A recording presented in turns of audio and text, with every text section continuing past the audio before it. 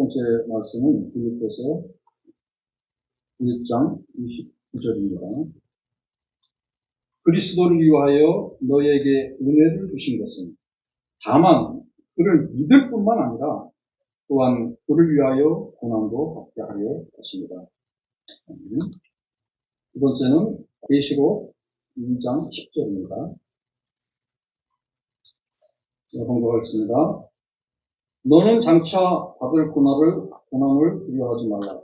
볼지어다 마귀가 장차 너희 가운데서 몇 사람을 옥에 던져 시험을 받게 하더니 너희가 10일 동안의 혼란을 받으리라. 내가 죽도록 충성하라. 그리하면 내가 생명의 영광을 이루어 주리라. 오늘 제 설교의 제목이 믿음과 고난 그리고 충성 이 제목인데 조금 전에 제가 봉독한 빌립보서 1장 29절에는 믿음과 고난에 대한 말씀이에요. 간단한 한 절이지만 그 안에 믿음과 고난이 무엇인지 함축이 되어 있어요. 그러나 지금 읽은 요한계시록에서는 충성에 대해서 내가 죽도록 충성하라. 그 얘기를 하면서 그 전에 어떤 일이 있었는지 그것을 설명하고 있습니다. 우리 기독교 신앙인들이 신앙생활 하면서 참 중요시 여기는 것이 뭐라고 생각해요? 오늘 아침에 새벽에 일어나서 묵상을 하면서 요즘 저희들이 그 신본주의라는 하나님 중심적인 삶을 강조하는 그런 모임을 하고 있는데 오늘 아침에 가만히 생각해 보니까 우리 그리스도인들의 가장 중심적인 삶의 내용이 예배하고 성도의 교제. 그래서 제가 두 가지를 생각하면서 묵상 교독을 썼어요. 그래서 예배와 성도의 교제인데, 자, 그럼 예배는 과연 왜 우리가 예배를 드리는 거예요? 예배를 드리는 거죠. 주일날이면 전 세계 사람들이 시간과 공간 차이는 있습니다. 시간 차가 있으니까 어떤 나라는 지금 밤이 있을 수도 있고, 또 뭐 어떤 나라는 이제 낮일 수도 있고, 시간 차이가 있고요. 또 공간 차이가 있어요. 가정에서 드리는 사람이 있고, 이런 렌트한 건물에서 드리는 사람이 있고, 또 멋진 예배당에서 드리는 분이 있고.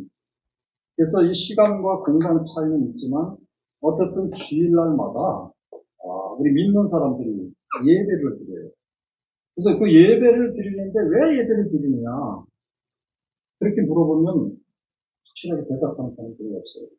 왜 예배를 드리느냐?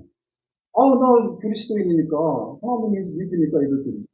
그건 당연한 얘기고 그 예배를 통해서 무엇을 얻으려고 하느냐? 이렇게 물어보면 그것도 어려운 질문입니다. 여러분, 예배는 무엇일까요?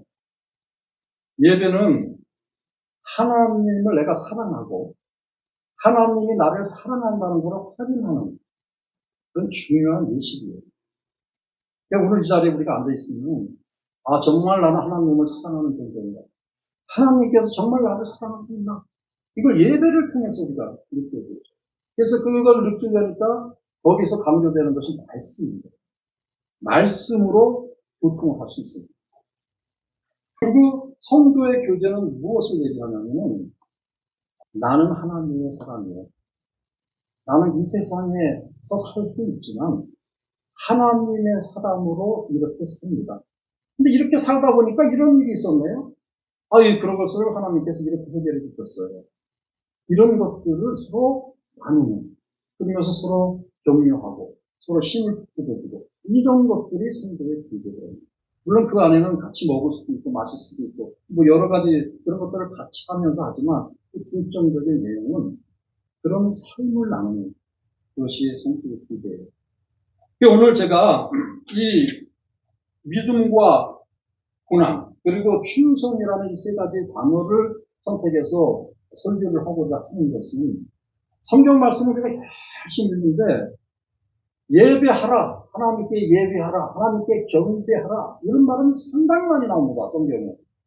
그런데 어떻게 예배하라? 구약시대는 그게 정확하게 나와요. 그게 성전 예배이기 때문에. 구약에는 장막이든 성전이든 정해진 대로 해야 돼요. 하나님께서.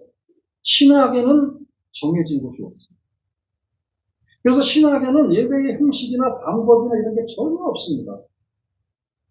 어떻게 하라고요? 신령과 진정으로 삶 속에서 예배를 드려라.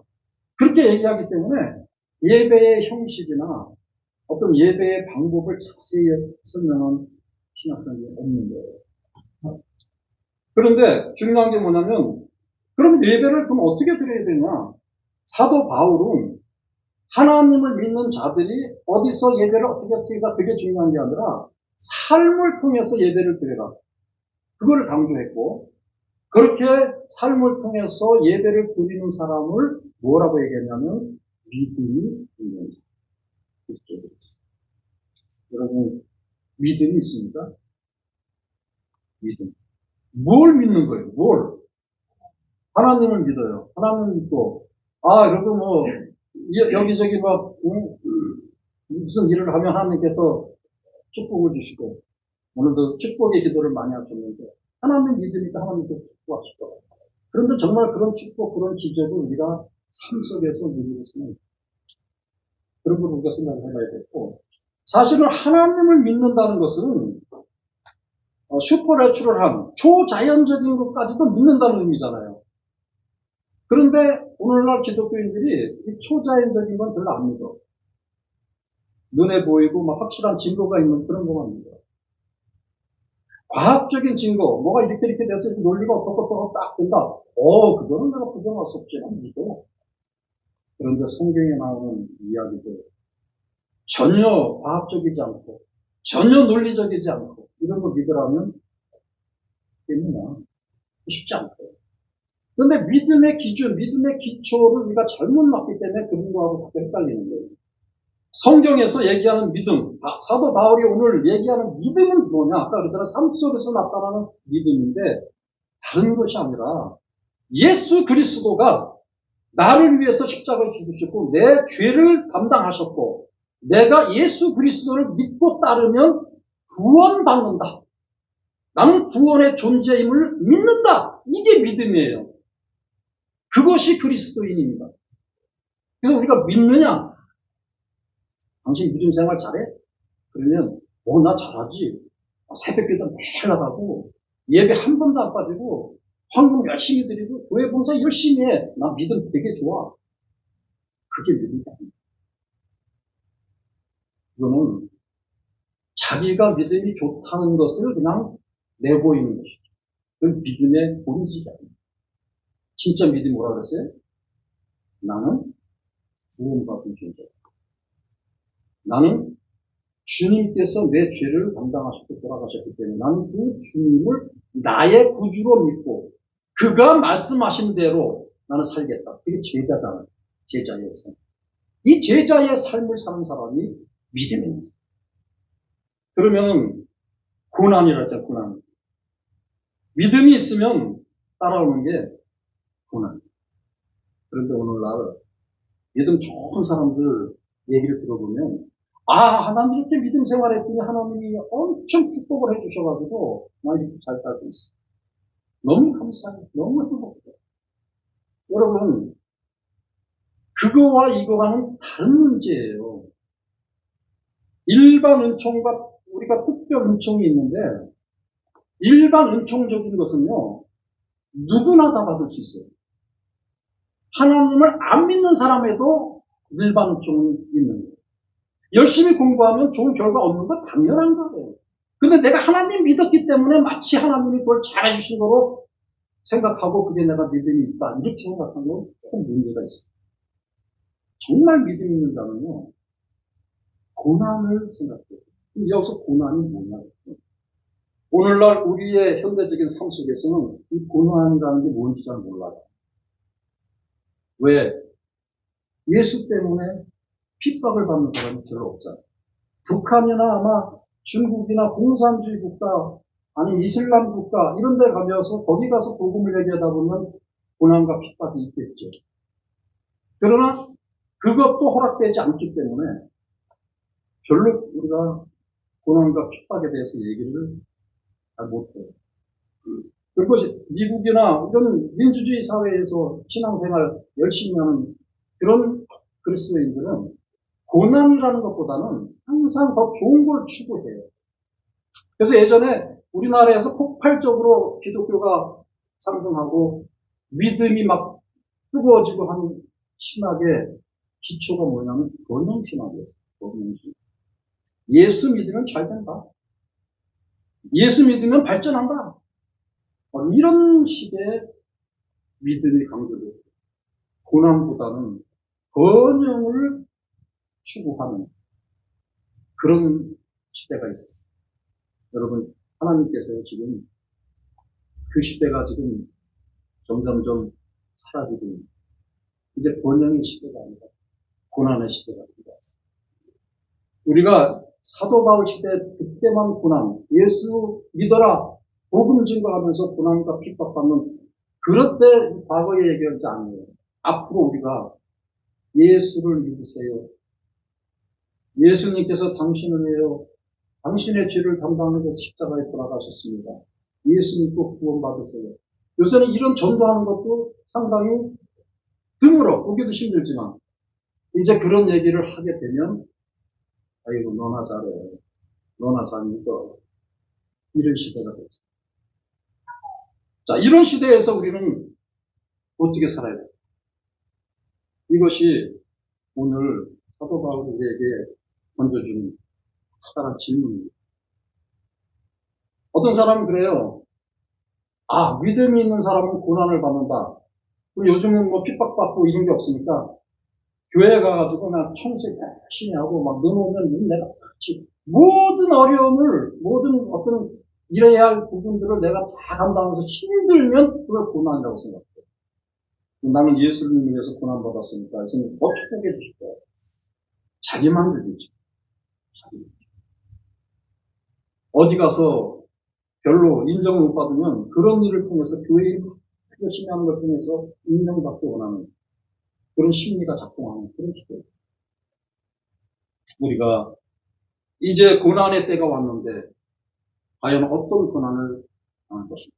몸이 아프고 무슨 문제가 생겨 그걸 우리가 고난이라고 생각하면 그건 누구나 다 있는 문제예요. 예수 믿는다고 몸 안 아프세요? 예수 믿어도 몸 아프죠. 예수 믿어도요, 허덕이고 먹을 게 없는 사람도 많아요. 예수 믿으면 무조건 다 평안하고 무조건 다 잘 되고 그런 자, 그건 일반적인 문제예요. 그래서 우리가 정말 믿음을 가진 사람으로서 고난받는 건 뭐냐면 복음에 합당한 사람으로 사느냐, 복음을 내 입으로 증거하며 사느냐, 이게 중요한 거죠. 그거 한번 해보세요. 당장 시기 짓고 이상한 소리 당장 들려옵니다. 지가 잘 믿으면 잘 믿었지 나한테 정도에 나한테는 이게 가져가야 돼? 이런 소리 당장 오는 거예요. 근데 여러분 그런 게 필요했거든요. 지금 그렇게 안 하면요 점점 더 세상은 암흑으로 치솟고 세상은 무너지게 돼요. 때가 가까웠다. 그 말씀을 하고 있지 않습니까? 자, 충성을 한번 보죠. 충성. 죽도록 충성. 뭘 위해서 충성? 충성하시는 분 참 많아. 교회에 대해서 엄청 충성하시는 분 많아. 근데 이 충성이라는 것은 어떤 일에 대해서 충성한다. 그런 의미가 아니에요. 성경적인 충성의 의미는 뭐냐면 믿음을 지키는 게 충성입니다. 이 의미예요. 믿음을 지키는 게. 왜냐? 아까 그랬잖아요. 예수님을 내 구주로 믿고 그의 제자로서 살겠다. 이게 믿음이고. 그 제자로서 살면서 복음 얘기하니까 이상한 소리하고 핍박하고 그럼에도 불구하고 난 그 일을 계속한다. 이게 충성이다 이 말이에요. 그래서 충성된 종이 받는 가장 큰 앞으로 다가올 게 뭔지 아세요? 그걸 갖고 상급이다. 멸리고 상급. 우리가 이제는 몰라요. 지금은 몰라. 세상이 다 이렇게 돌아가니까 몰라요. 힘이에요. 그런데 우리의 삶이 끝나고 우리가 하나님 앞에 설 때 그때 상급이 됩니다. 사도 바울은 이 믿음과 고난과 충성을 얘기하면서 결과적으로 상급을 줍니다. 하늘의 상급. 조금 전에 우리가 성경의 찬송 불렀잖아요. 세상 명예 받들이 죽도록 충성합니다. 왜? 하늘에 가면 상급이 있습니다. 이 상급을 바라보며 내 믿음을 지키는 것이 충성. 여러분, 오늘 이 예배를 통해서요. 나는 정말 믿음이 있는 존재입니다. 나는 정말 이 믿음 생활하면서 예수의 제자로서 그 정체성을 분명히 하고 그렇게 살아가는 분들이에요. 내게 어떤 고난이 있나? 생활적인 어려움, 건강적인 어려움, 경제적인 어려움, 그게 고난이 아니라는 거예요. 그건 누구나 다 갖고 있는 거예요. 그 고난을 받으면서 하나님 앞에 나한테 왜 이런 고난이 있습니까? 우리의 기도가 늘 그런 데 가 있어요. 그러니까 우리 정말 진정한 그리스도인, 정말 진정한 예수의 제자들은 이 기도의 내용부터 바꿔야 돼요. 기도의 내용. 기도의 초점이 뭐는 거예요? 믿음을 굳건히 지킬 수 있고. 그리고 이 고난받는 이 나의 삶 속에서도 끝까지 충성할 수 있도록 그런 기도를 우리가 드릴 줄 알아야 진정한 신앙인들의 믿습니다. 믿음과 대칭되는 게 뭔가요? 믿음과 대칭되는. 믿음하고 반대된다. 뭐 이렇게 생각하면 좋고. 믿음과 반대된다 하면 불신앙, 믿지 않는 것. 그거잖아요, 지금. 이 세상에 지금 우리 믿는 자와 믿지 않는 자가 서로 공존하고 있어요. 그 공존의 세계에서 그러면 우리는 믿는다는 것을 그 사람들한테 어떻게 드러낼 것인가? 그게 중요합니다. 그래서 이 믿음은 믿지 않는 자들 속에서 공존하면서 할 수 있는 행위가 두 가지가 아까 제가 얘기한 예배와 교제입니다. 정말 그리스도의 십자가의 죽음을 그 보혈의 피로 우리가 구원받은 존재를 인식하는 그런 진정한 신앙인들은 오늘처럼 마음과 정성을 다해 예배하는 거죠. 그러니까 불신앙자와 신앙자의 차이, 큰 차이점은 예배자냐, 예배자가 아닙니다. 이 부분이고요. 또 뭐예요? 교제. 근데 이 교제도 우리가 잘 설명해야 돼요. 안 믿는 사람들이 교제는 더 잘할 수 있어요. 친구 전화해가지고, 야, 나 오늘 먼저 어디 가서 밥 먹자, 뭐, 나와라, 뭐. 이러면서 안 믿는 사람들 교제 엄청 잘할 수 있어요. 근데 그런 교제가 아니라는 거죠. 제가 얘기한 교제는 뭐였어요? 어떻게 살고 있는데. 이런 일이 이렇게 있을 때 하나님은 너가 어떻게 도와줬는데. 나는 이런 일이 있었는데 하나님께서 도와주셔서 이런 간증의 교제. 그리고 어려울 때 찾아가서 같이 기도해주면서 너무 힘들어도 믿음을 지켜야 돼. 믿음을 잃으면 안 돼. 이렇게 격려하고 위로하고 하는 그런 교제. 여러분 일주일에 몇 번이나 있었어요. 사람 만나서 신앙의 교제, 신앙의 격려, 신앙의 위로 몇 번이나 했어요. 아마 누구 죽으면 장례식에 가서 그 유족들 만나가지고 이제 하나님께서 이래 주시고 아니면 카톡으로 하나님 그거 외에 뭐가 있어요? 우리가 지금 성도 교제가 진실한 교제가 너무 없잖아요.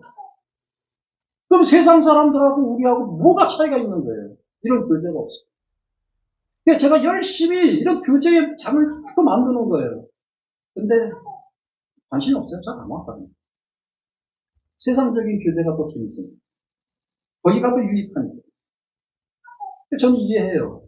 아, 더 중요한 일 있으면 가죠. 그러나 정말 우리가 신앙으로 산다면 신앙의 교제를 하겠다면 그것이 정말 믿음이에요. 고난하고 대칭되는 단어를 한번 생각해요. 고난하고 그래도 좀 반대되는 그런 생각하면 기쁨 아닐까? 기쁨? 기락. 그래서 성경 말씀에 이 기쁨이라는 것을 굉장히 강조를 많이 해요. 아니 막 의도 터졌는데 속으로는 감사가 막 나오고 그래서 기뻐해. 사도 바울이 그랬잖아요. 전도하다가 의도 맞고 막 회장 맞고 돌멩이 맞고 해도 감사하고 기뻐하고 항상 기뻐하라. 뭐 가능한 일입니까 이게? 가능해요? 어떻게 남들한테 얻어맞는데 기쁨이 생기고 남들한테 욕을 시커먹고 있는데 기쁨이 생기고 근데 일반적인 거는 그렇지 못해요. 성질이 나요. 내가 뭘 잘못했는데. 일반적인 부분에서는 얼마든지 우리가 대적할 수 있고 기쁨이 일어날 수가 없어요.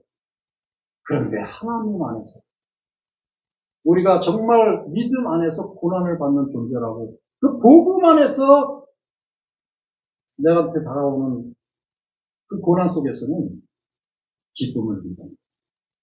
일반 사람들은 생각도 못하는 기쁨이에요. 일반 사람들은 이런 고난, 뭐 이상한 일이 생기면 싸워야 되고 대적해야 되고 뭔가 상대를 해줘야 돼. 우리는 그게 아니죠. 이게 다른 거예요. 일반 사람과 우리 믿는 사람들이 고난에 대한 반응이 다르다.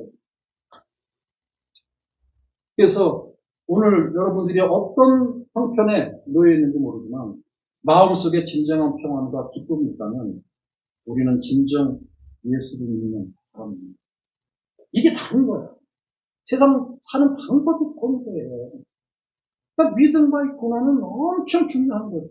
고난을 어떻게 생각하느냐에 따라서 내 삶에 기쁨이 넘치냐, 매일 짜증 나고, 매일 힘없게 나느냐, 아유, 내가 왜 살았냐, 이렇게 사는 거냐. 다른 거예요. 믿음이 없으면, 고난의 그 해석을 못하면, 그러고 살아야 매일 힘들게.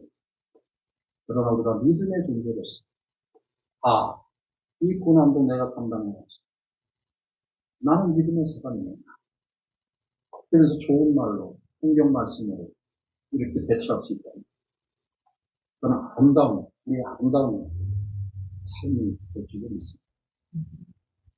마지막으로 우리 충성. 교회에서 어떤 일을 하는데, 그게 뭐 나하고 상관이 있어요. 그거 충성이라고 얘기할 수 있어요? 아니잖아. 내가 뭘 할 수 있지? 이렇게 생각하는 게 맞는 거예요. 물론 그 일에 내가 매여서 내 것까지 막 희생하면서 가정을 돌봐야 되는데 요새는 가정도 안 보이고 난 주님이 제일이하고 막 교회 가서 막 충성하면서 가정이 깨지는 그런 가정도 있대요. 우리가 그 정도까지 가면 안 되겠지만 적어도 관심이 가게 됩니다. 적어도 기울이지 않고 뭔가 내가 동참해서 내가 할 수 있는 무언가를 감당한다. 이게 중요하고 세상 사람들은요 반대로 해요. 충성, 협력, 뭐 무슨 열심 이런 게 아니고 어떻게 하면 한순간에 뭔가 얻어볼까. 그래서 복권을 기대하는 사람이 상당히 많고 여기 가운데서 복권 낼 사람은 있습니까? 우리 믿는 사람들도 복권 사는 사람 많아요. 물론 그 행운이 무조건 나쁜 거 아니야. 일반 우총 가운데서는 인정할 수 있어요. 이해할 수 있어요. 그러나 그 마음 자세가 그런 게 아니라는 걸 제가 설명하는 거예요. 그러니까 믿음을 가지고서도요. 내 욕심만 부리고 나만 잘 되는 거지. 그것은 충성된 마음이 아닙니다. 불러서 했든 복권이 당첨됐든 뭐가 됐든 어떻게 했든 노력을 열심히 했든 내가 하나님 앞에서 무엇을 하면서 내가 사랑하는 교회, 사랑하는 교주를 위해서 내가 무엇을 하면 좋을까? 이런 마음을 갖고 있는 것이 충성이죠. 그럼 충성된 마음을 누가 주느냐? 하나님 주시는 게 누구에게? 믿음이 있는 자. 믿음으로 사는 자. 믿음 때문에 고난을 받는 자. 이런 충성된 마음을 주십니다. 오늘 이 말씀을 통해서 우리가 나는 믿음 있는 자로, 고난받는 자로, 주의 제자로, 그 다음에 정말 충성을 다하는, 믿음을 지키는 그런 자로서 이런 마음의 결단, 각오를 하시면 좋겠습니다. 기도하겠습니다.